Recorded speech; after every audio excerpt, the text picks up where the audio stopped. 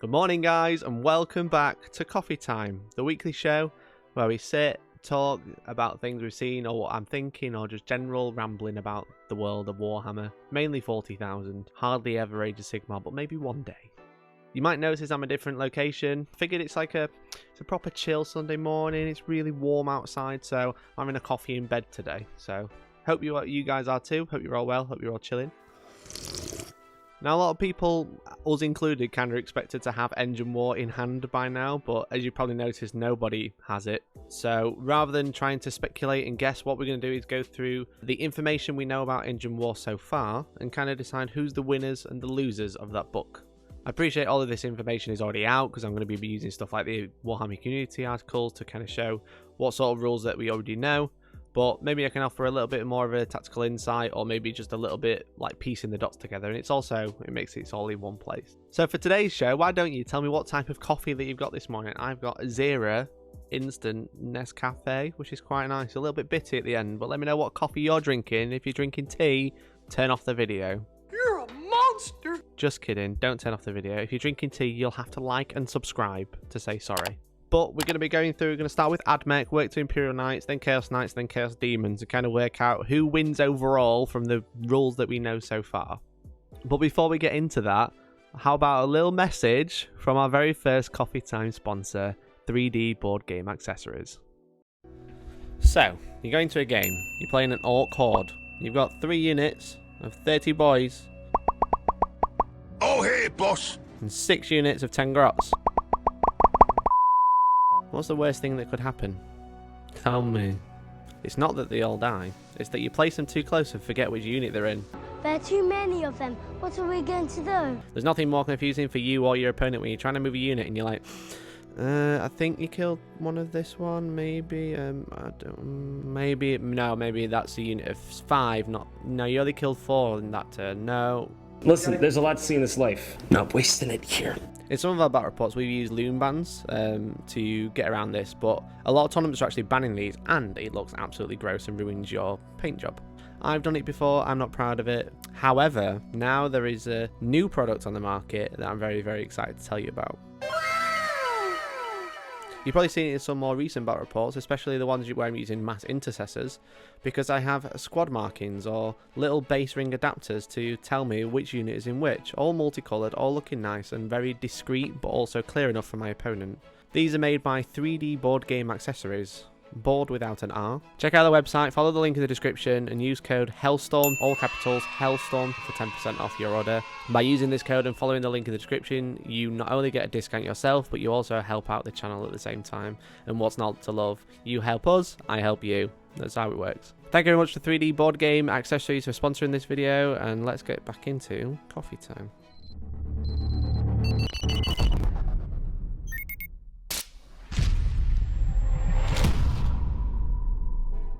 So first off, in Admech, we've seen that you're going to be able to choose new Forge Worlds, or essentially, rather than choosing the typical Mars, Styges and all that, or Styges and all that stuff, you're going to be able to build your own, but it works a little bit differently, which is quite interesting. So the way this works is, rather than choosing 2 random ones, you choose a primary, and the primary comes with a list of secondaries.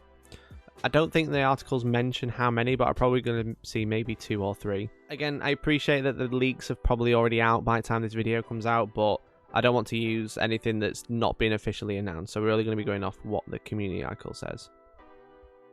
But we've seen some primaries and secondaries. One of the strongest ones that they always kind of announce the strongest ones, and then a couple of other sleepers that people don't notice.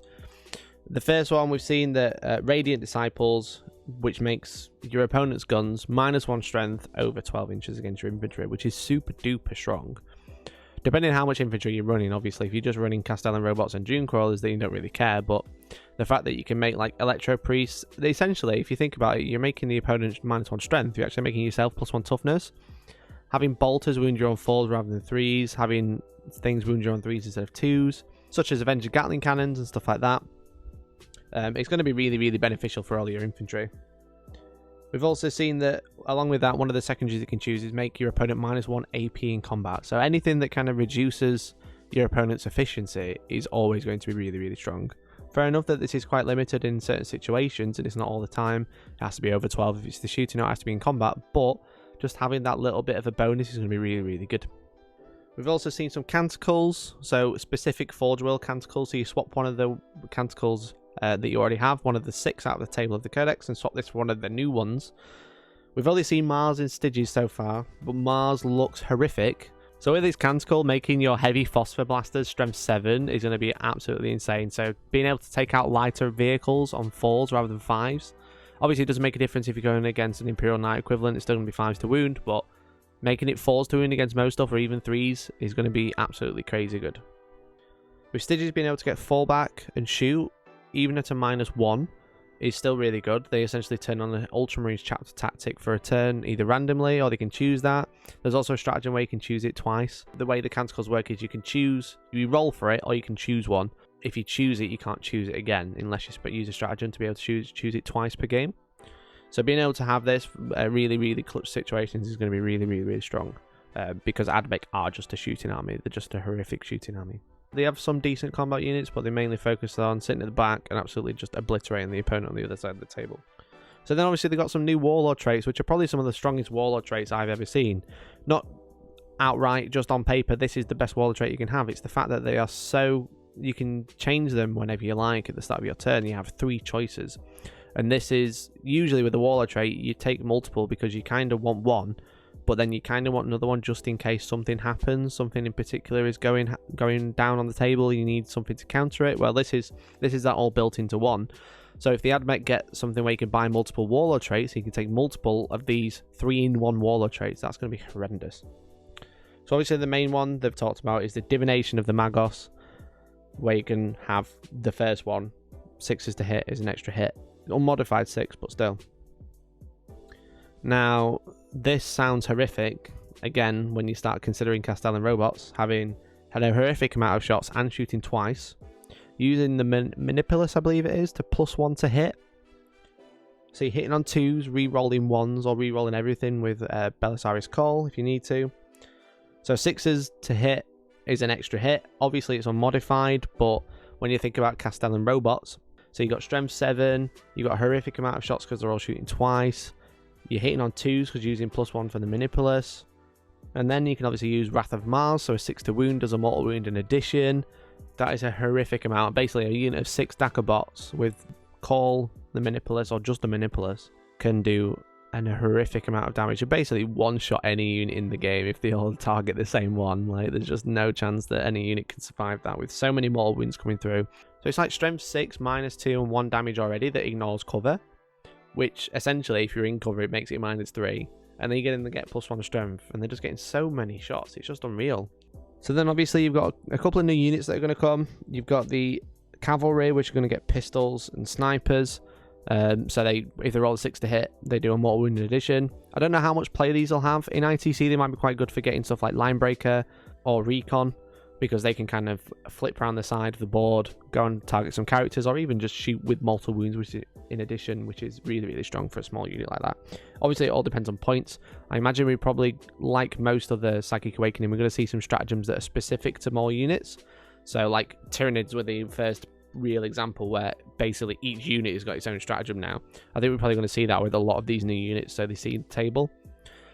So if they can get like +to hit or mortal wounds on 5s or something like that, then that's just going to be really, really good. So obviously the Skystalkers have Steel Rain Fusillade, so they can essentially use Suppressive Fire. So if you target anything other than a Titanic unit, until your next turn, the unit that you targeted is -1 to hit. That is really strong when you're targeting something that really, really wants to shoot. You think something like a Leviathan that wants to hit on 2s, now it's hitting on 3s. If it moves, it's hitting on 4s. Again, you're just reducing this for 1 CP. Imagine if like Space Marine Suppressors had this, because they naturally have, if you kill a model, then they can't Overwatch, which is their version of Suppressive Fire. Whereas this, I think, is way, way better because it's going to happen more, and it's just way more clutch because you're just ruining the opponent's turn. You're controlling they're -1 to hit. Now they're going to shoot some infantry. They're -1 strength even as well. So you just, and if they've hit you in combat, they're -1 AP. It's just like so much stacking modifiers against your opponent, which is really, really strong. And obviously the Archaeocopter, again, something else that they want you to buy, but they have -1 damage with Chaff Launcher, so essentially it's a flying wave serpent. I'm not sure it's going to be toughness 7. I reckon, probably on the stat line, I reckon it's going to be about 13, 14 wounds, toughness 6, probably with like a 3 or maybe a 4 up save.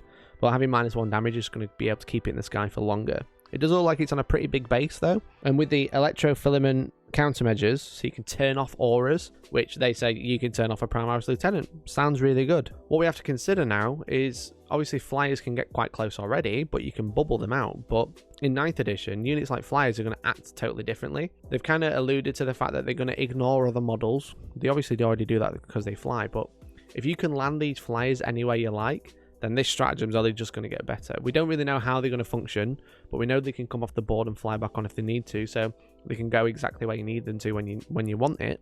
When you need to turn off this re-rolling aura, when you need to turn off this +1 to hit aura, for example.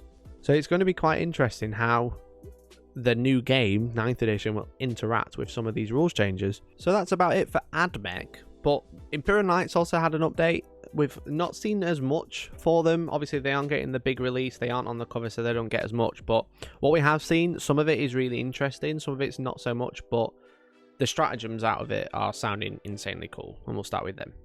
So obviously, Helverins have got thinned their ranks for 1 CP. So rather than shooting 2d3 shots from each autocannon, if you target a unit of 6, you get maximum 6 shots. This is crazy, crazy good. The Helverins are constantly finding themselves hitting elite infantry stuff like Custodes or Primaris because they're really long-range firepower.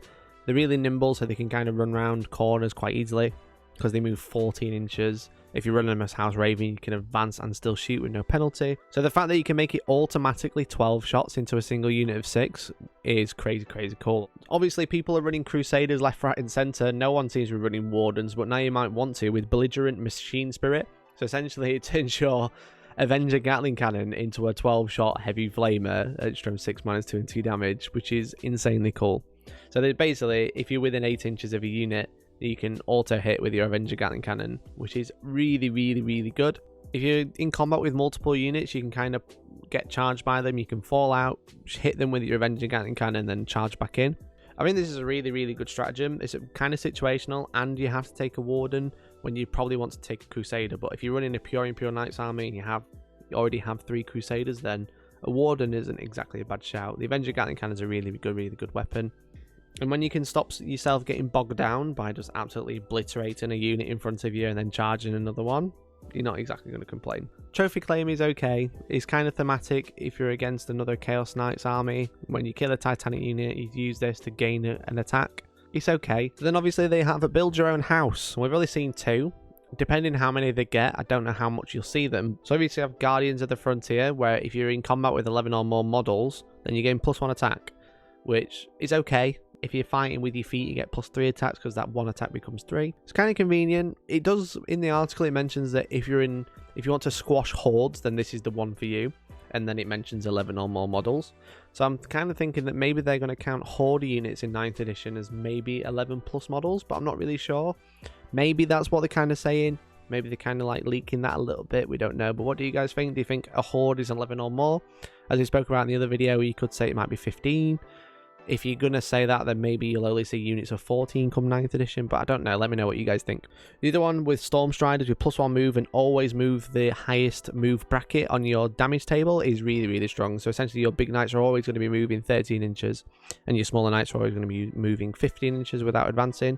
I think this one's really good, just keeping knights so fast. Obviously they get worse as they degrade. We've only seen 1 pledge so far, and it's essentially living metal, the Saskrian pledge.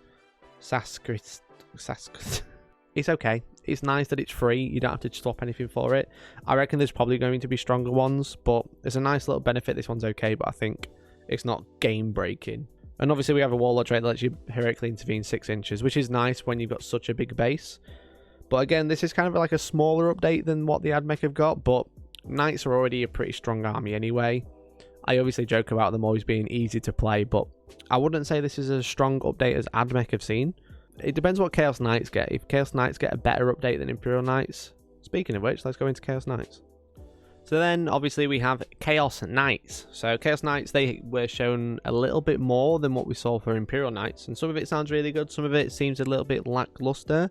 So obviously, there's a new house. They get a benefit called Dauntless. You get +2 wounds on your bigger knights and +1 wound on your war dogs. This is kind of a bit meh. I mean, +2 wounds is okay, but that's the only benefit, which is a bit of a shame.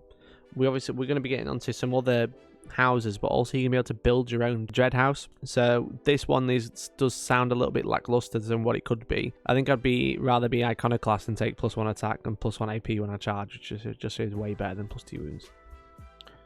We've also got another house called House of Karis, which is you basically always fight first, which is quite interesting because there's already a relic called the Quicksilver Throne of Slaanesh, which lets you fight first. So I'm quite surprised that this is a house. So essentially, if you want everyone to do it, then you've got this. But if you don't want to take this house, but you want one knight to maybe fight first in combat, you could take a relic as well. I don't know. I don't think we've ever seen that where you can essentially your chapter benefit is the same as a relic that you can have, which is quite interesting. Obviously, then there's a stratagem which is called Fury of Sorcerer's Wave, which is 2 CP, and you roll a dice for each unit within 3 inches and on a 4+ to take D3 mortal wounds. This is okay. Again, it just doesn't really jump out. It does a couple of more wounds. It might be alright if you're around loads of characters that are nearly dead, okay, but if you're that close, you're probably in combat. Do you need to do a couple more wounds in addition? Probably not. Then we got a relic, which the Heretic Power Core, which gives you +1 move, +1 damage on your sword or fist, and +1 on the explosion dice, which is when +1 on the explosion's okay. Only getting +1 damage on your sword or fist is mediocre because you're doing 6 damage already. Do you need 7 damage? Probably not. One good stratagem is called Encircling Rounds. It's for war dogs. It's a unit of war dogs. It's the squadron, so you don't split up until after you deploy them.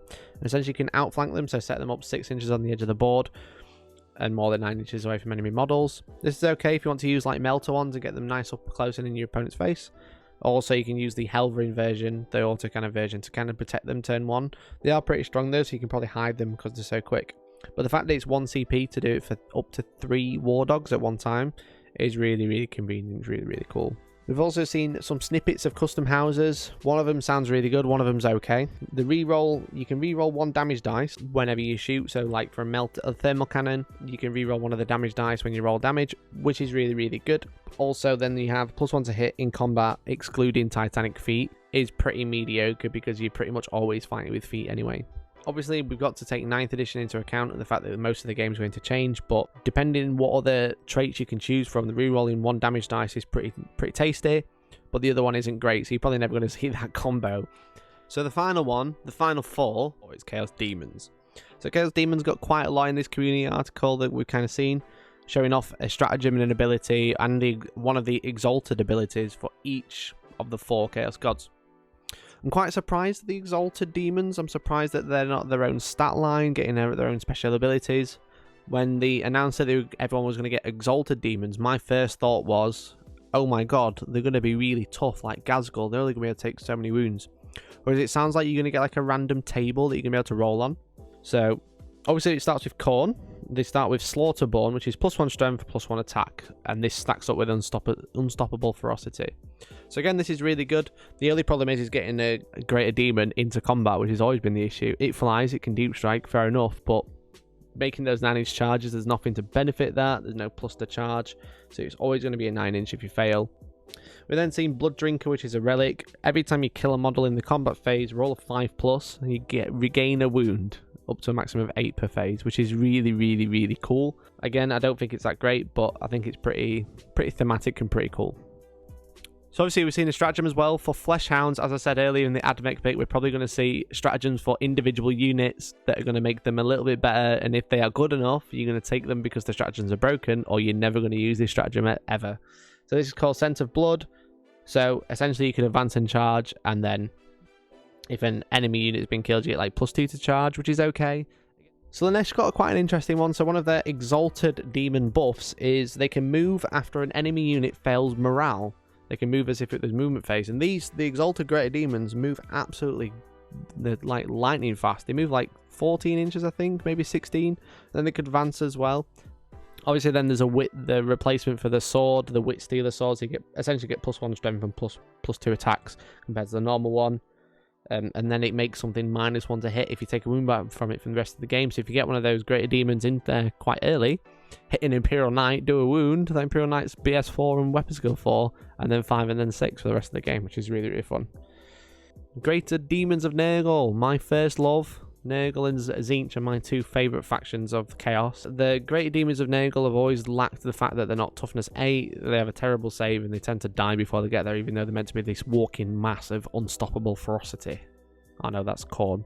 Unstoppable blubber.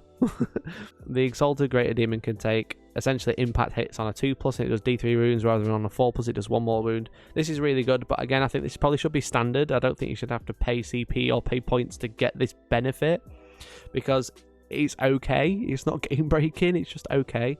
Then they get the Tome of 1,000 Poxes, where one dude can know an extra power, and if you roll a 7, it means it can't be denied with Deny the Witch, which is good. It means you can take an extra power, but the problem is with Nagle, they can usually only cast 1, maybe 2 at best. What is standout, oh my god, is the Tzeentch update. So their Exalted Lord of Change, if they deny a power, if they take this particular buff, then the Psyker that casts that power cannot cast it for the rest of the game, which is super duper strong. Super strong. So think about this when you're playing Eldar, you want to stop Quicken, you want to stop Jinx, getting rid of those off one of the Psykers is going to be really good, so there's less chance of it to being able to be cast. There's also a Relic to turn off auras, which is really, really good. You do a leadership test, you do a leadership test, roll a dice, add your leadership against the opponent. If you beat them, then you turn off their aura abilities, which is going to be really, really good. Really, really strong. So there we go, that's all the updates. Again, I don't really want to go through leaked stuff because it's not officially out. I don't want to get told off, and I also don't think it's fair because the book isn't out. You should go buy it to read it, or you should just listen to someone who's already got it. But it's quite interesting. Again, AdMech have got a really, really good update. They've got some really, really scary stuff. Castellan robots just got even better, and they were already pretty good. Imperial Knights got a nice update. Some of their stratagems, again, with the Helverin one. Thin their ranks is a really, really good stratagem. Helverins are already a bit of a staple in most Imperial Knight armies anyway, because they're quite cheap to fill in the 2,000 points. Chaos Knights were a little bit of a letdown, but Demons definitely need a big update because essentially they're only being used for fun. They used to be really strong with like pure Nagle, but with Tzeentch getting a bit of a look in, that's really good. Quite an interesting update. I'm really excited to get Engine War. I'm really excited to play some games with it, but what do you think? Are you guys excited for Engine War? Do you think I'm wrong in the rankings that I gave them for the update that we've seen so far? I'd be very interested to find out. Otherwise, guys, please like the video if you liked it. If you disliked it, then dislike it. But tell me why you disliked it, because I just want to improve these types of videos and they're really fun. If you can, I'd really like you to subscribe right now. I'm waiting. We're trying to hit 20k. Thank you to all the new viewers that we've got recently and all the new subscribers. It's been really, really cool to have you on board. I should say that these videos are doing so well that they're probably not going to disappear when we start filming battle reports. They're actually probably going to see more of them. And if there's any new news on 9th, then I'll obviously be making a video about that as well. Thank you again to 3D Board Game Accessories for sponsoring the video. Don't forget to use the link in the description and make sure you use code HELLSTORM for 10% off. They literally start from 10p and I use them all the time. I think they're really good. So please check them out. Thank you again to those guys. Thank you again to you guys for watching, and hopefully we'll catch you in the next one. Bye-bye.